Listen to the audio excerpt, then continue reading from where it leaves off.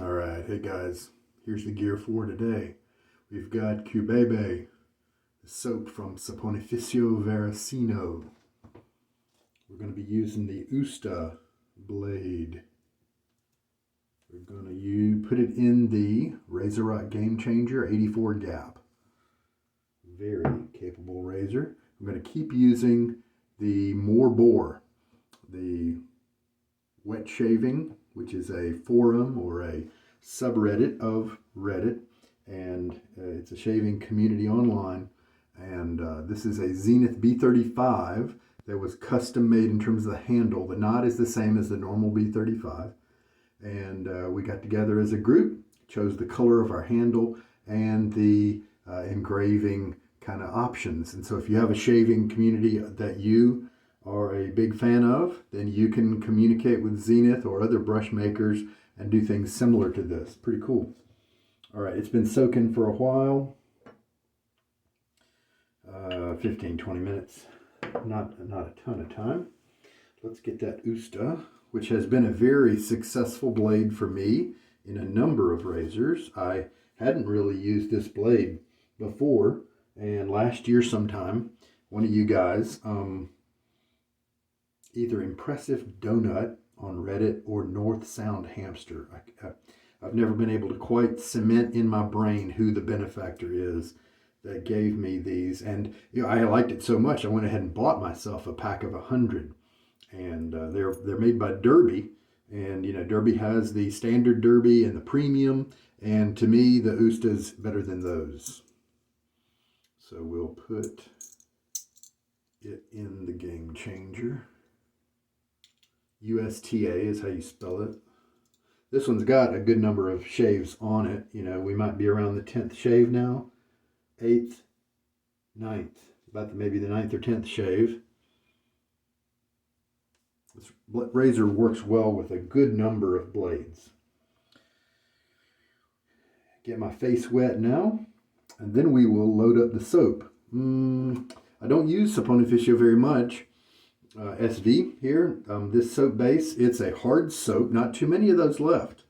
With Tobacco changing their formula to the vegan, of course these have always been vegan that I know. This is the 4.3 beta version. It's a kind of a new scent. I think they came out with it last year, 2022. It may have been as early as 2021, but maybe not.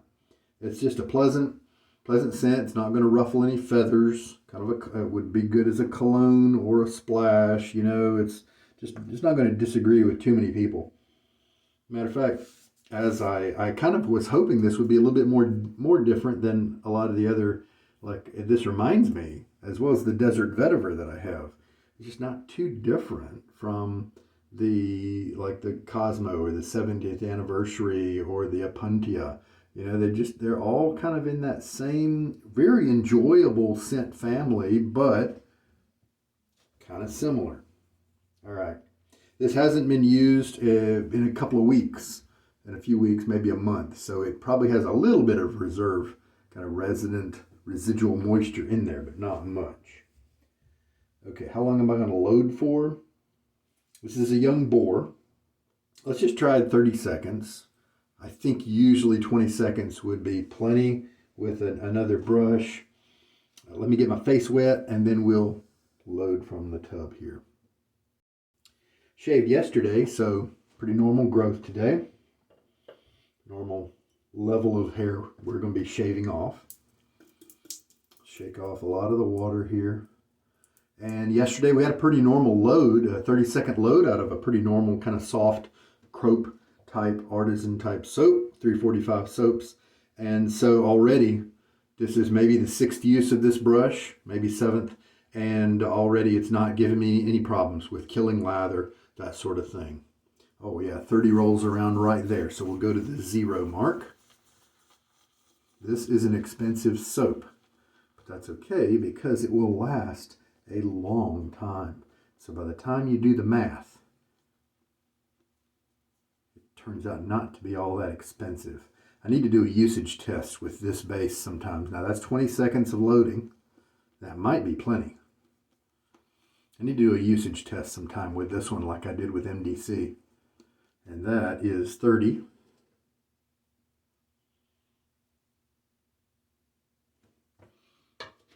So that I can find out just how worth it this soap is. How legitimate is that claim that it may be expensive, but it's only expensive in the beginning. And you'll make up your cost when you see how many uses you're able to get out of the tin. Now, these aluminum tins, while they're kind of nice on the environment because they're not plastic, they do dent really easily, and so they're not really that great for travel. And so you're going to want to probably take another container for your traveling. Saponificio does make wooden containers that look nice on your counter if you don't like the aluminum kind of deal where you just put the puck down in the container. I mean, it's an attractive little thing, but see, already you can see how this one's got some dents on it, that kind of thing. All right, so yeah, that's nice. All right, now let's see what we can work up from the soap that we have on this brush. Is it going to be enough? Often hard pucks do provide a more concentrated bit of soap to the brush when you do the load, so it could be plenty. Add some water because it's very dry and bubbly since we started the way we did.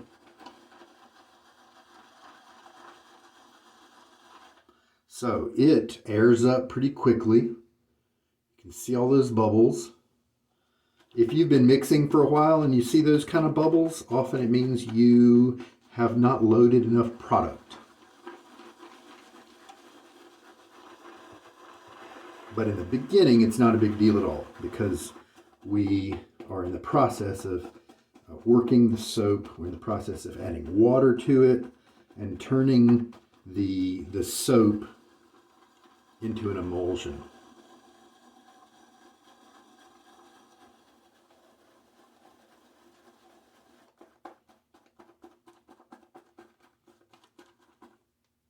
There we go. See, a lot of the bubbles have disappeared.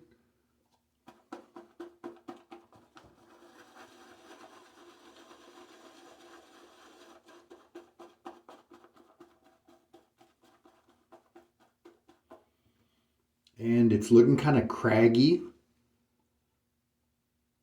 It's not, it doesn't feel its own weight because we don't have a lot of water in it.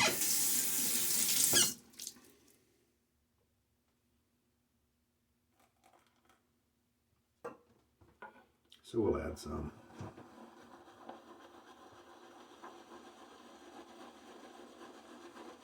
Now sometimes when you get a soap that bubbly in the beginning, it may be a warning sign that you need to add water to that soap next time a little more slowly.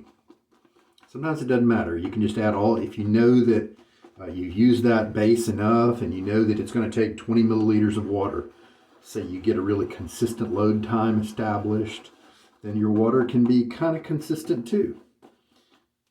Now we're looking a little heavier, a little more solid, a little more creamy.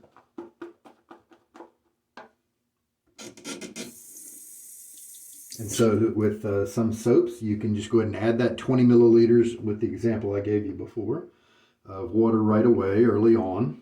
Now, right now, we've got quite a bit in there, 26, and that is above average.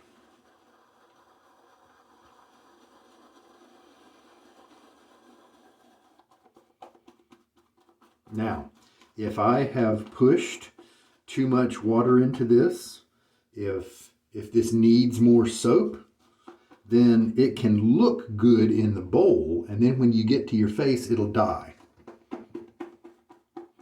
And that's not really a big problem because you can just go back to your tub with your brush and gather up a little bit more soap.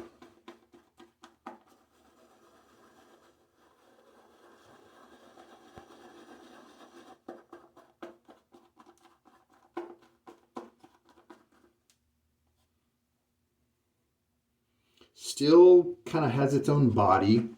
It's not very kind of heavy. It's got plenty of texture that it's holding on to. Let's lift it up out of the bowl and watch how it behaves. Okay, there we go. Now we're starting to see some kind of creaminess to certain parts of it. But look at that body for that clod right there. It's kind of standing up on its own. The part up against the wall right there kind of looks dryish. Definitely doesn't look like marshmallow cream, kind of a slightly warm marshmallow cream.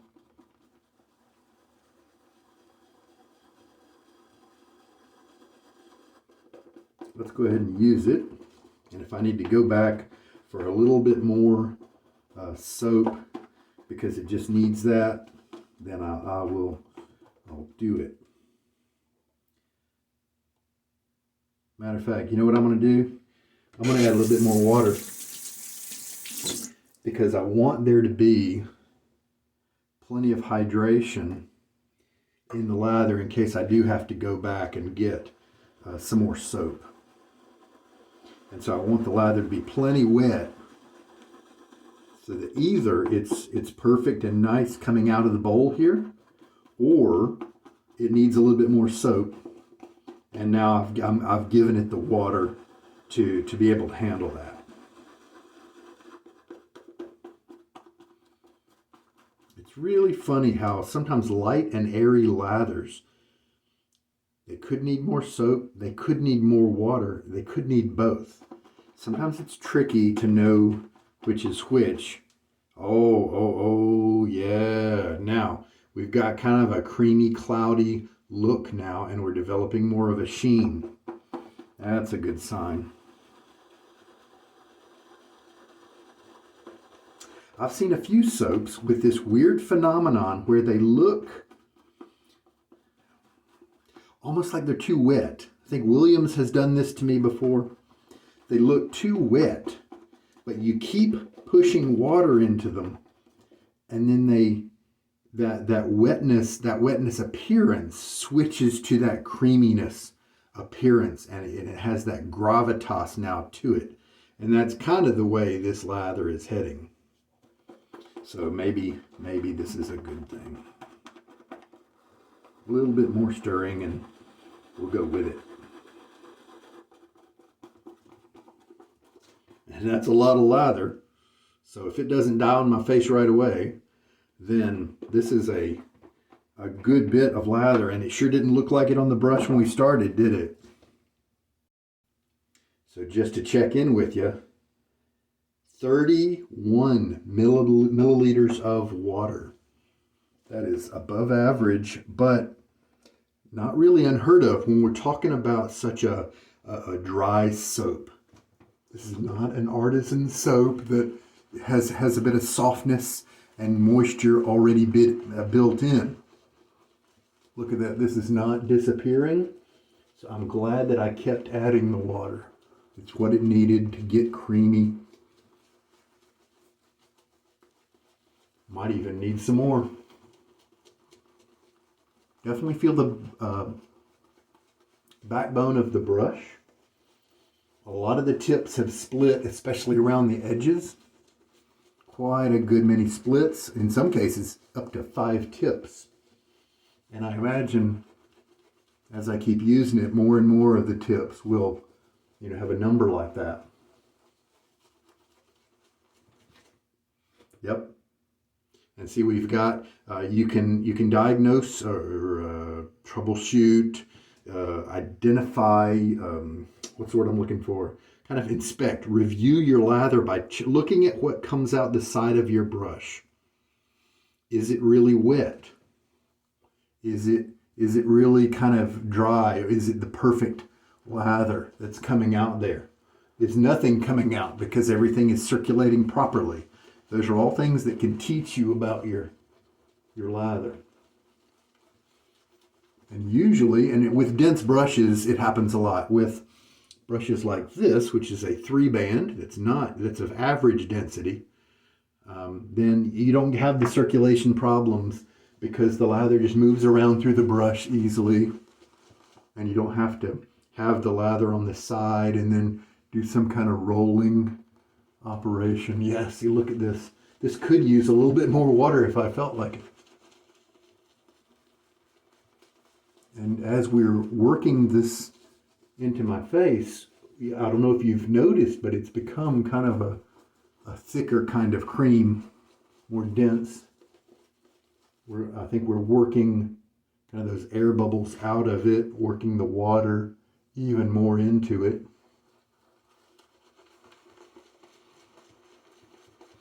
It's a little too cologne-y and well blended for me to try to pick out notes. I should have, since I've used this one before, the description will be in the description of the note accords and stuff will be in the description of the video. Yeah, see, look at that. You see that? The shapes, see the textures? That could definitely take more water if I wanted to push more into it. So yeah, I definitely have plenty of lather today. And you can look at what's coming off of the brush. Sometimes if you've got a lather that's not well mixed, you might have some wet drippy stuff that's close to the brush, and then you've got, see, look at this firmness right here. You might have this that's a little bit more dry, relatively speaking. And so you can just keep working that in. You can keep it separate. I mean, you don't have, who's to say you have to mature your lather and make everything ultra homogeneous all the time. You may not have time to do that every time, you know? It may be kind of a luxury, that kind of detail. So I was going to tell you the notes, but I had actually brought this old bush malt from Murphy and McNeil in to use today. I want to smell it while I have this on my face. Yeah, it's nice. It's a dark soap. It's got, it's kind of a whiskey-inspired soap. And I was about to read you those notes, and I realized, wait a minute, I switched soaps midstream because I saw that Cubebe, and I thought, you know what, I've been wanting to use that again. So let us do it. 84 gap of the Razorock Game Changer. This is the Italian barber handle, kind of from the same company. This is the knurled one. I really like it a lot in terms of size, width, type of knurling, that sort of thing. I enjoy it. Stainless steel razor. I was just talking with somebody yesterday on the chat, in the YouTube comments of a video I was doing or had done, and a person let me know of Yaki and how they had released, I think it's called the Sentinel, probably something similar to this head here, stainless steel, and it had the 4 posts in the corners of the top cap, like the Wolfman WR2. I think it's great that Yaki came out with a stainless steel head, as long as they can have good quality control. Then that might be a nice, cost-effective stainless steel product that can really help people out. I've always said you don't have to buy Wolfman or Timeless or Charcoal Goods or something like that to get a good shave. And there are definitely some reviews out there for that, the new Yaki heads. They're about $40, 40 euros, somewhere around that in terms of price. It's not cheap. So if you're on a budget, on a real restrictive budget, you may want to seek, you could go down that road if you could afford it, but a vintage Gillette Tech or Super Speed or something like that can usually be had for, sometimes you can get like 3 of them for $15 on eBay. The Biley razors will last you a good while. The pot metal ones, you know, sometimes you can get those for like $8 and it'll last you for several years. So in terms of restricted budget, that might be a good option. But if you can afford the 40 euros, $40 Yaki one, you know, check out the reviews and see what you think. I've got so many razors, I don't really feel the need to buy those. I added some more water to the lather since it was working up around the side of my brush in the solid look that it had. Since it was gathering around the side of my goatee, you saw me take the excess away. That's often a sign that a lather can take more water. And sure enough, I went ahead and gave it some more. Yeah, just a nice scent. I feel like there's some like citrus or something in there that's being kind of peppy and lively, but it's not overly so. There are some, maybe there's something aquatic in there, but maybe not. But it smells fresh. Probably some woody notes in there, just as light accents to ground it a little bit. Can I identify anything in here? It's really well blended. It's tricky.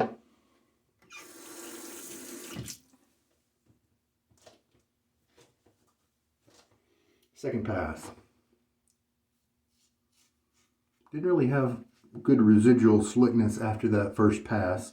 And that's another thing that made me think maybe I will add some more water to the lather. But if you, but that's the benefit of this soap. It probably will last a lot longer than one of these artisan types, cropes. And you may just have to make sure to relather if you want to hit an area again. The slickness here is pretty good. It's a little, I can feel a little bit of slowness.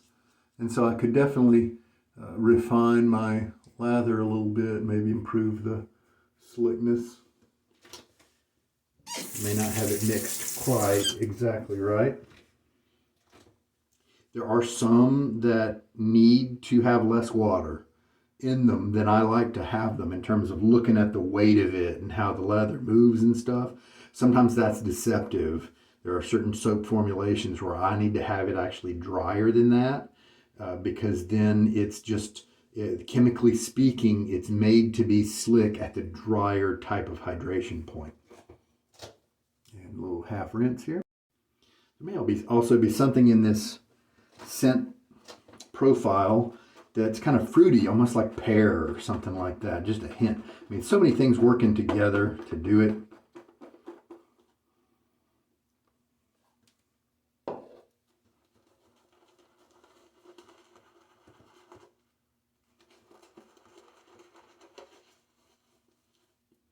See if any of this brush work ends up building up a little bit of irritation or tenderness by the end of the shave. We'll just see. Not yet, and this is my third pass.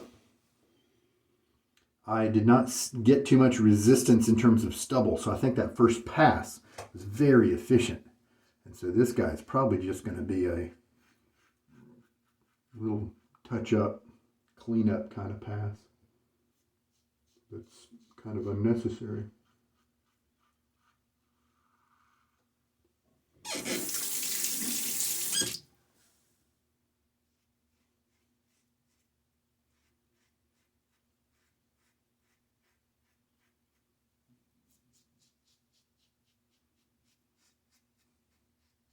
I like to use short strokes. It keeps me able to adjust my handle angle as needed to make sure that I am not pressing down very hard and to make sure that I have that optimal handle angle.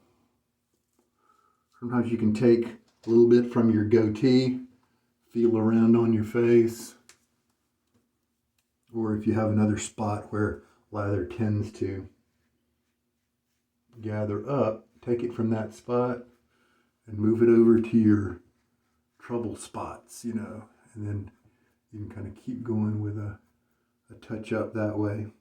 You can go against the grain to try to find the most needful area that needs to be hit again. That kind of thing. Yeah, that's a terrific looking shave. Very close, highly comfortable, no brush burn, no razor burn. the Usta worked really well, as I kind of thought it might, in the Game Changer 84. So yeah, the shave ended up great.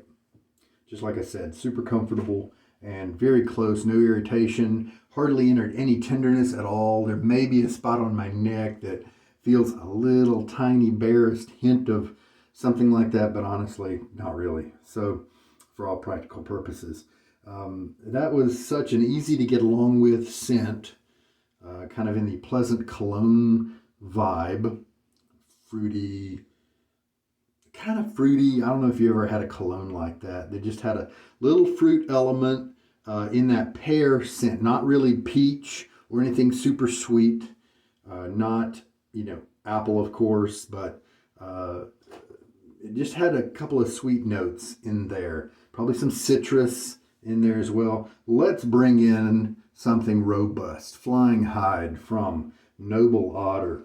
Give it a shake.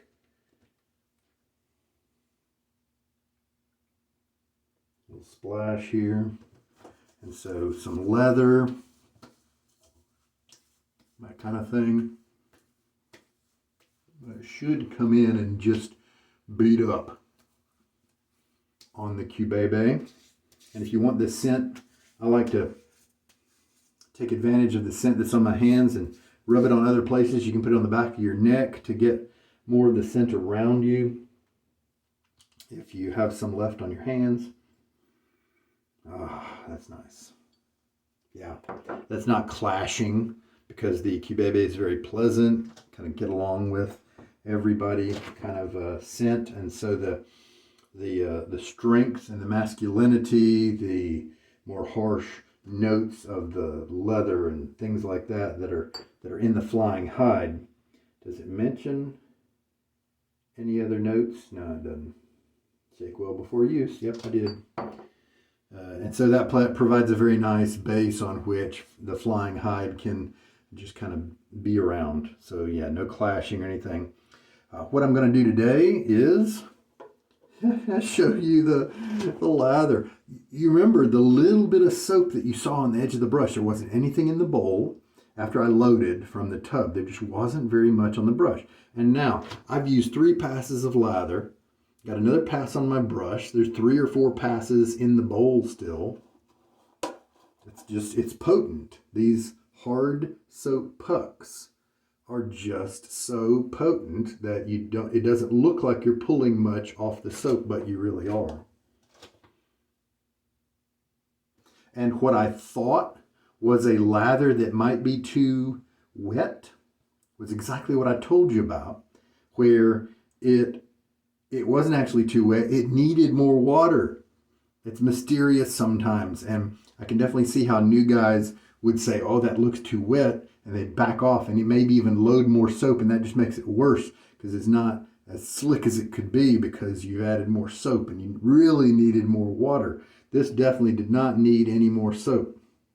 So, very cool. And so this is what it looks like coming out of the sink after a good rinse.